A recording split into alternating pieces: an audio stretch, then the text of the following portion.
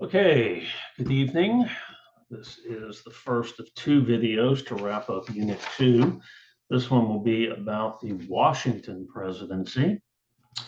George Washington, our first president, will be a two-term president. And so let's dive into this. And then, of course, the second video will be the video on the John Adams presidency.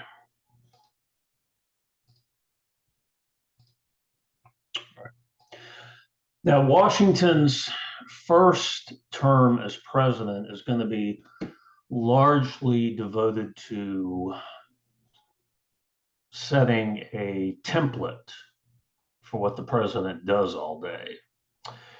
The Constitution is rather not vague, but it really doesn't give a lot of guidance on the president's day-to-day duties. And so Washington, who will be very aware that he is setting this template, will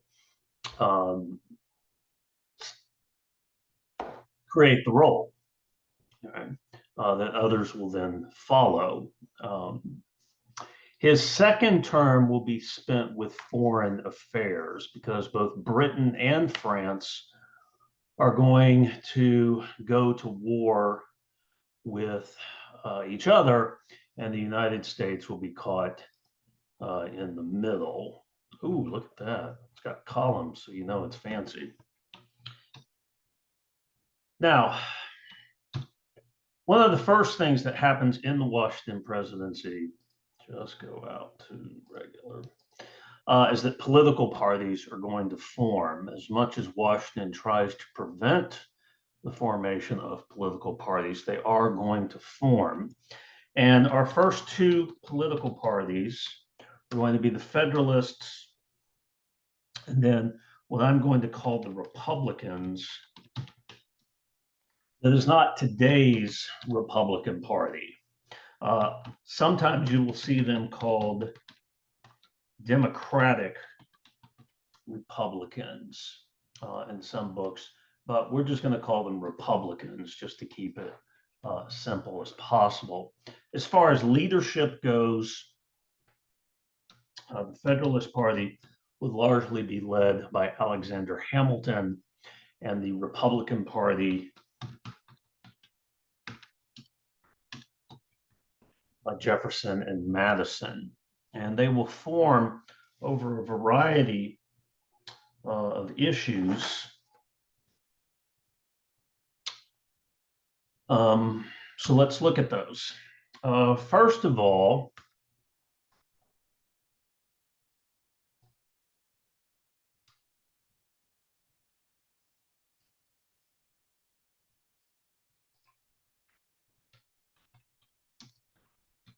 voting rights. Federalists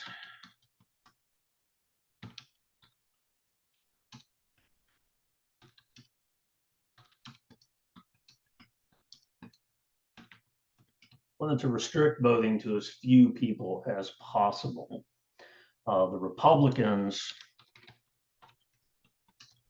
want to expand voting rights to all white men. The breakdown here that separates the two groups is landowners. The Federalists wanted only people who owned land to be able to vote. The Republicans wanted all men, all white men, to be able to vote. So it really breaks down over land ownership. Second,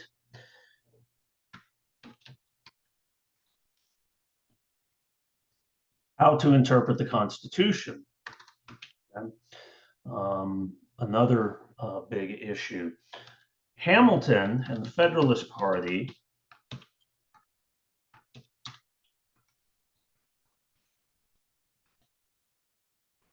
embraced what is called the implied powers argument, that the Constitution is not a book of directions like you get with a refrigerator or something, okay? It is not meant to spell out every single little detail that the government can and cannot do.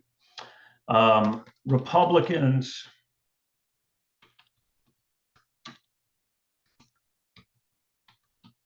strict interpretation. Okay, so let me give you an example of this.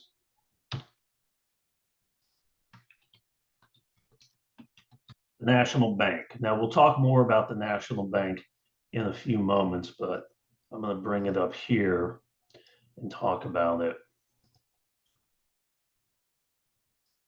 The Federalists wanted the bank. Okay? They felt that part of the government's job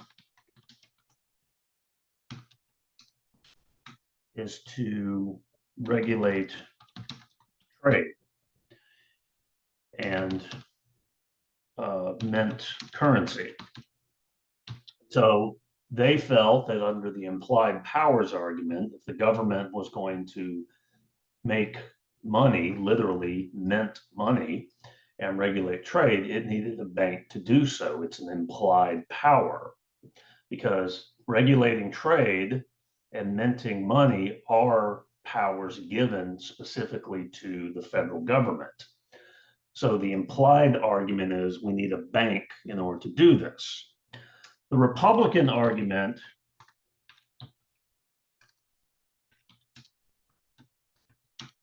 if the federal government wants to run a bank, could amend the Constitution. Okay. So it's a rejection of the implied powers argument. Government wants to become bankers, they need to pass an amendment to the Constitution to do that. Okay. So that is the argument between implied and strict interpretation. The third thing that divided them, should the federal government use its power to encourage a future of manufacturing or a future of agrarian growth? Federal government has a lot of power. The federal government has power over trade. The federal government has power with regards to transportation, with regards to making rivers safer, making ports safer, building roads, et cetera, et cetera. Should the government use that power to encourage a future where the United States becomes a great manufacturing power, or should the government use that power to make the United States a great agricultural power? Is really maybe a better word here.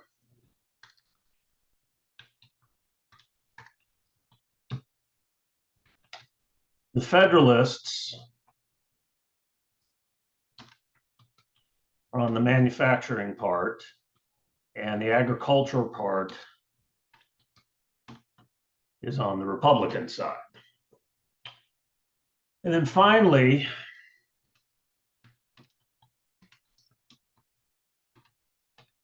who should we trade with? Who should be our principal trade partner?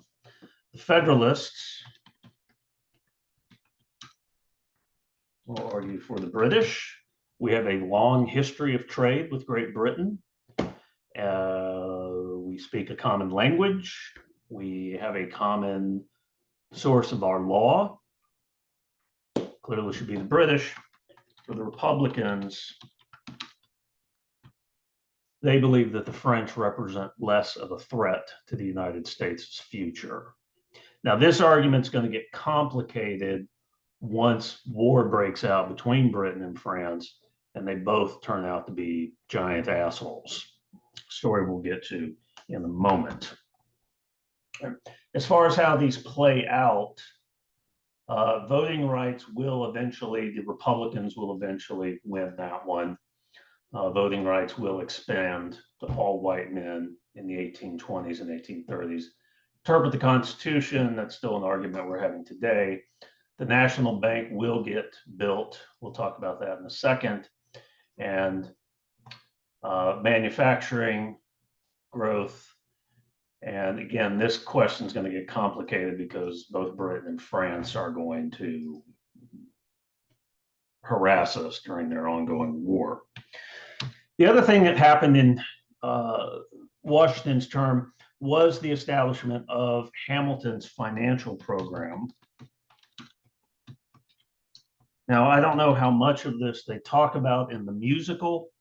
I will assume none of it, and take you through this. Hamilton's financial program had two goals. Okay. One, use federal power to encourage the growth of manufacturing and trade. Okay. And we kind of already discussed that a few minutes ago. And then second was to tie wealthy interests to the federal government. Now, wealthy interests could be rich people, it could be corporations, it could be other countries, okay?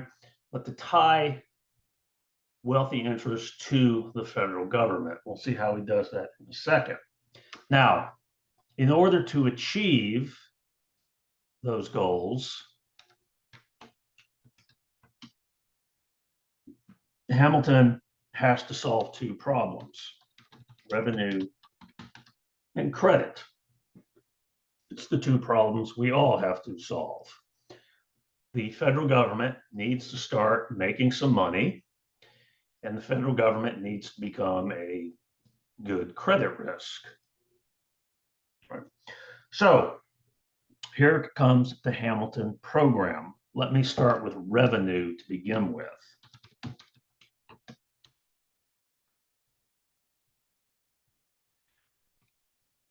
Three sources of revenue: the sale of national domain, we talked about in class, a 5% import tax, so that's a tax on things coming into the United States from other countries, and then a 25% tax on whiskey manufacturing.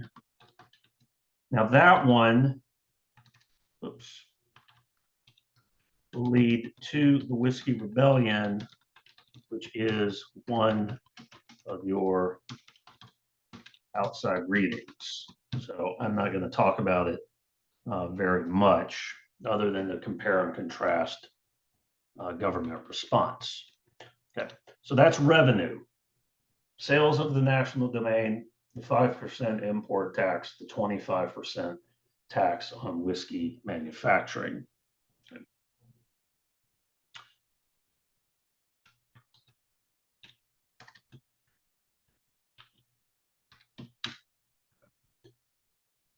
Two, creation of the national bank.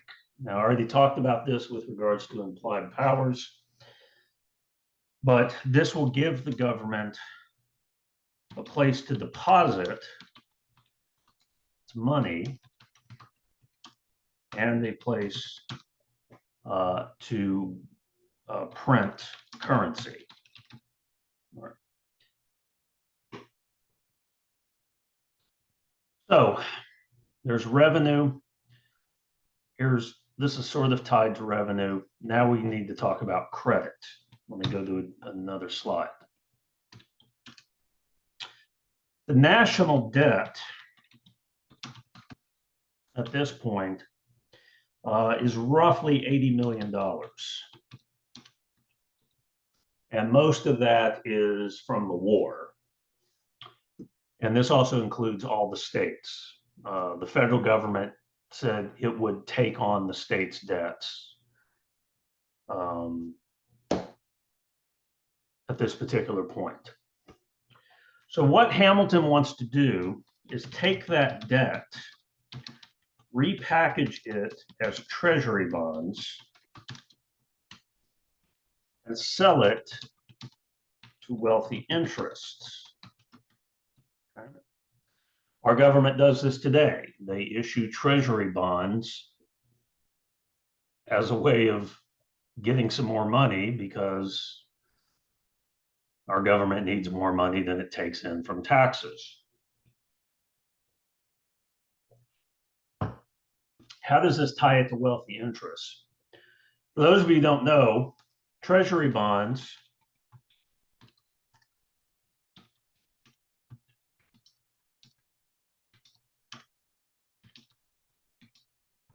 are issued for a period of years. You can buy a 5-year bond, you can buy a 10-year bond, a 20-year bond, etc. When they mature, so if you get a 20-year bond, in 20 years it matures, you get your money back plus the accrued interest. Right? So if I give the federal government, if I buy a treasury bond worth $100,000, I'm going to want my $100,000 back in 20 years plus all the interest. So if we sell those treasury bonds to rich people, rich companies, rich nations, those groups are going to want their money back. So those groups will use their influence to help the new United States survive. Okay? Because if the United States collapses, then these people are going to lose their money. But if the US survives, they get their money back plus the interest. Okay. So this is how we're going to tie the wealthy interest to the survival of the new federal government. Okay. It's a brilliant plan and it does work. Okay. We sell a lot of this debt, it raises immediate money that we need, and eventually it will all be paid off further on down the line. So that is the Hamilton program. Okay. As far as what kind of future that program is supposed to bring about, it is a future based on manufacturing. Hamilton believed that the United States' future lay in its manufacturing capabilities. And so what we saw really after the Civil War, really up through most of the 20th century, was Hamilton's vision come to life. A massive manufacturing base, a stable dollar, finance, banking, all that stuff was part of Hamilton's ultimate vision for the future. I do want to mention one thing about the Whiskey Rebellion, and that is the reaction of the US government compared to Shays' Rebellion. Now, we talked about Shays' Rebellion in class. That was in 1784. Tax Rebellion, and the federal government had been unable to do anything about Shays' Rebellion. They had no money and they really didn't have much of an army.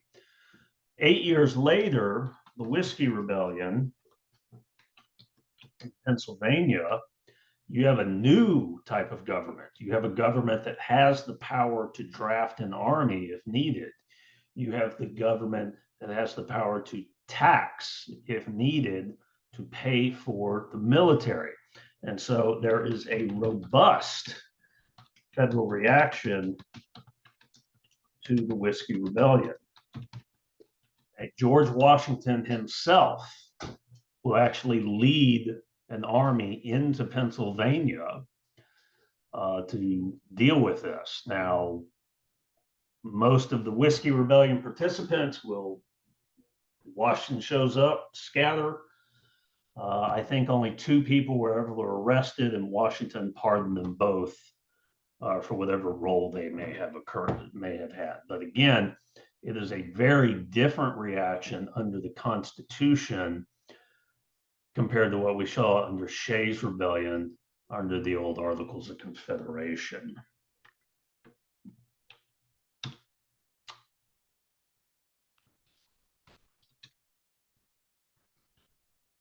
French Revolution broke out in 1789, And this is going to cause a lot of problems for the United States.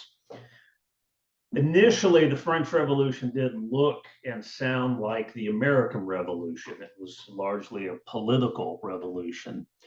That began to change in 1793, and then it turned into a social revolution where basically rich people were, if they hadn't been smart enough to get out of France, were guillotined. The church also needing the guillotine as well. Louis XVI, the French king, and his wife, Marie Antoinette, will both be beheaded. And monarchs really don't like it when other monarchs are killed by their own people. George III may have not liked Louis XVI, but he didn't like the idea of Louis being executed by his own people. And so the French felt that it was their duty to crush this revolution. And there will be other groups that will come in to help the English. And so this is going to set off a war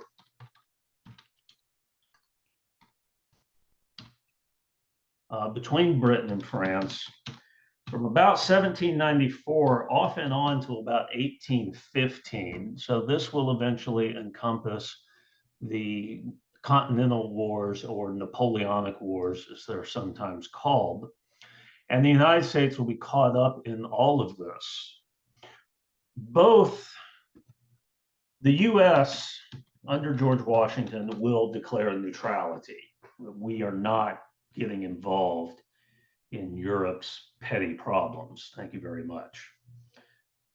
Britain and France, though, both want us on their side. Okay. Primarily,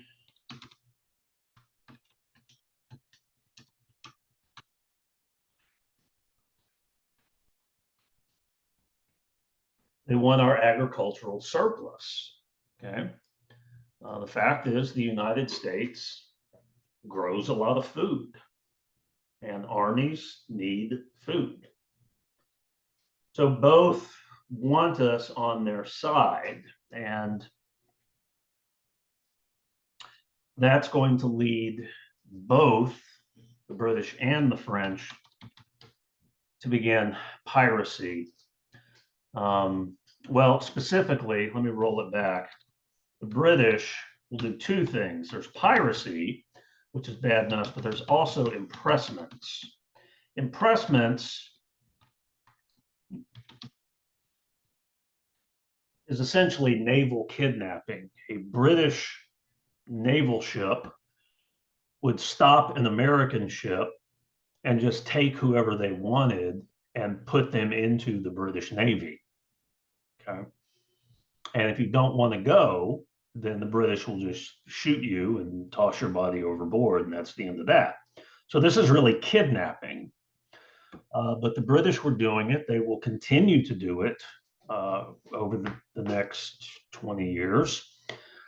So we got pirates on one side who are also impressing. On the French side, we also have piracy as well. So it really puts the United States in a very difficult position. Washington will decide that we need to cut some kind of deal with the British. The British are the greater threat to Americans in the Atlantic and the Caribbean. And so Washington decides we need to cut a new deal with the British. Okay. And here are the issues. Okay.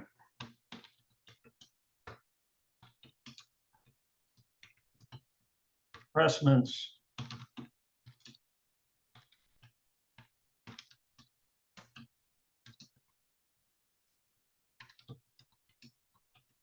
There are British troops in the Great Lake region, even years later, 10 years after the war has ended, there are still British troops occupying American soil.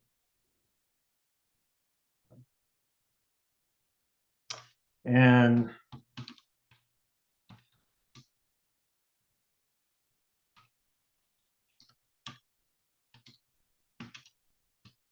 when the British practice impressment, they also take the cargo, and sometimes they'll just take the ship.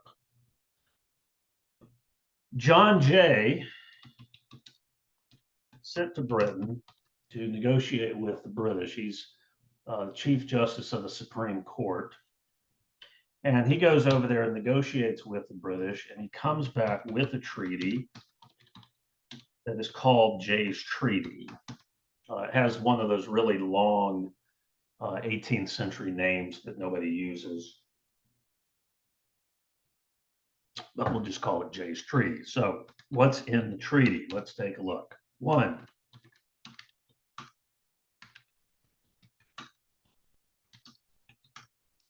the British will withdraw their troops from U.S. soil.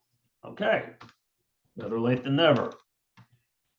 Britain will pay for stolen merchandise and ships. Fantastic. 3,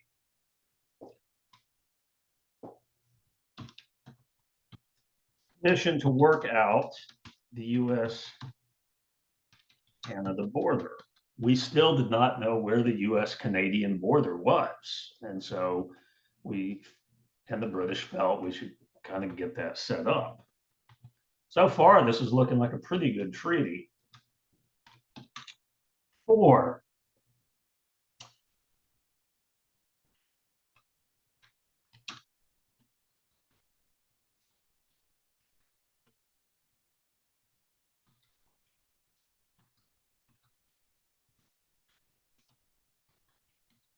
remember in the Treaty of Paris, it talked about how, or I talked about how, you know, if you hadn't paid your bills, like maybe you got a bunch of furniture from England and then the war broke out and you never bothered to pay your bills. If you still haven't paid your bills 10 years later, the federal government is going to take care of that now. So congratulations on being a debtor. The government will now pay that off. And 5,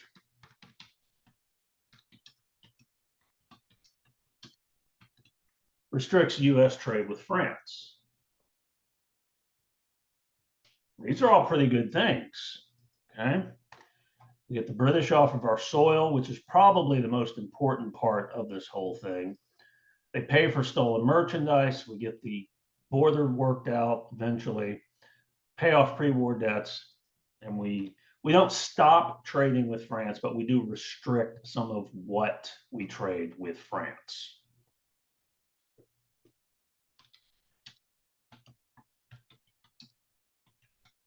So why is this treaty so unpopular? Because it was extremely unpopular when the American government when the American public got a hold of it.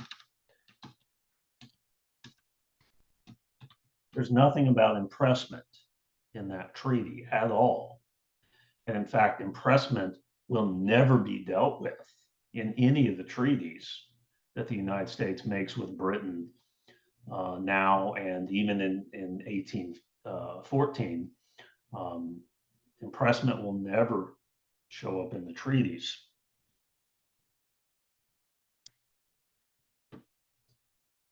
Now, John Jay can negotiate a treaty. John Jay can sign a treaty, but the Senate has to ratify a treaty. Okay. If you look in the Constitution, 2/3 of the Senate must ratify a treaty before it goes into effect. So the Senate, who are not really terribly happy about the treaty,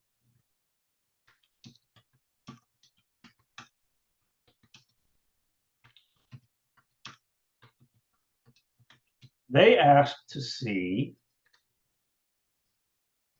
the instructions that John Jay had been given.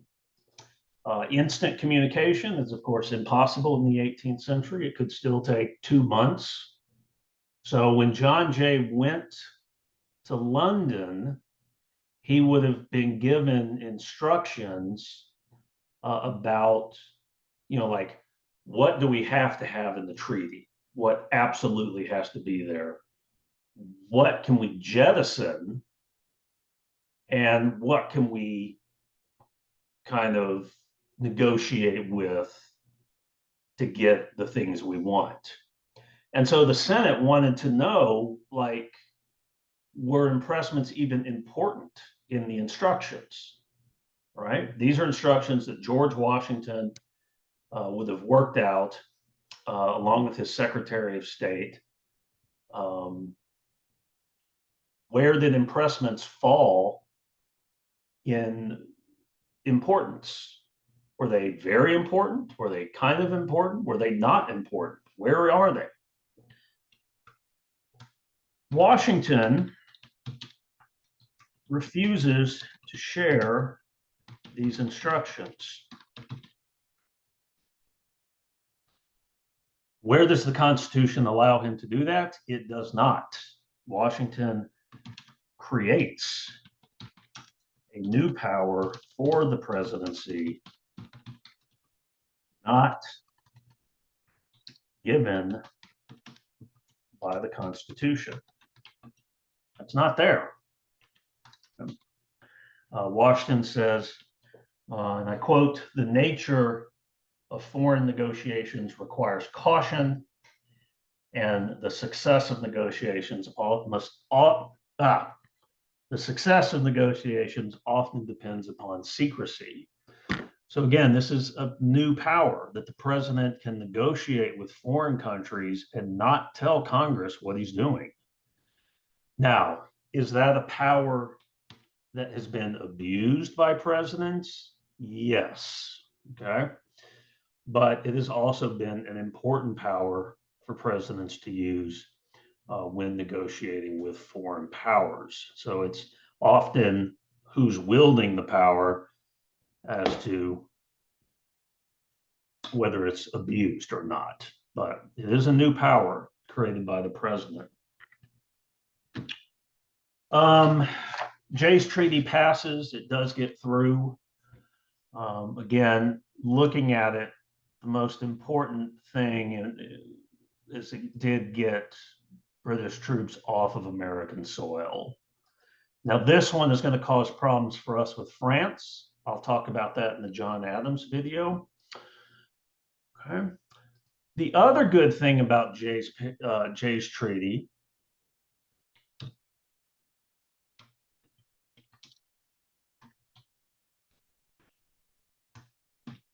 leads directly Pinckney's treaty the following year, 1795, between the US and Spain. And this is a funny story. In the 18th and 19th century, when two nations made a treaty, or three nations, it was assumed that there were secret parts of the treaty that were not written down. Now, that's illegal today. Or it's supposed to be illegal today because it's kind of why World War I happened. So when this treaty got published, a treaty between the United States and Great Britain, other nations assumed that there were secret agreements that were not published because that's what everybody did. Now, the United States did not do that in Jay's treaty, but the Spanish believed that had been the case, and Spain thus proceeded to freak out about U.S. British friendships. Spain became convinced that the U.S. and Britain had a secret agreement to take New Orleans and Florida.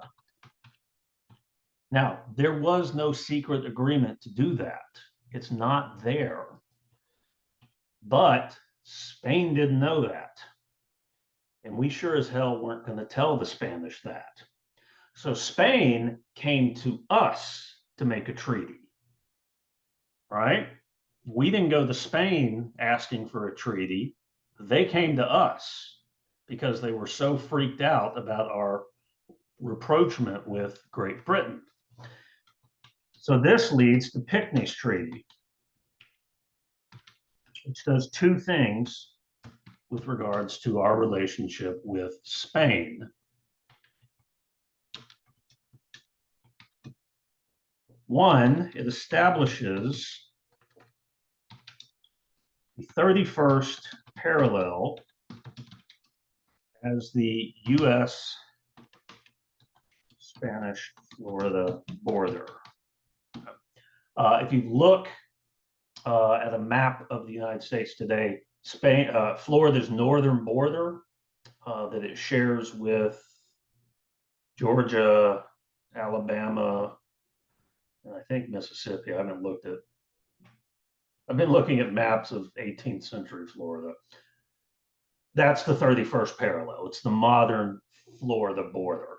Remember, Spain had been claiming about 2/3 of Georgia and Alabama for itself. They're now giving up that claim to 2/3 of what are now Georgia and Alabama.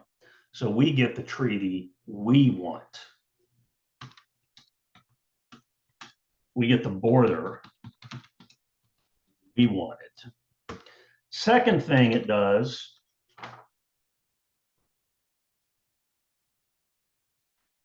you remember way back in 1784, we talked about this in class when Spain had closed New Orleans to American trade.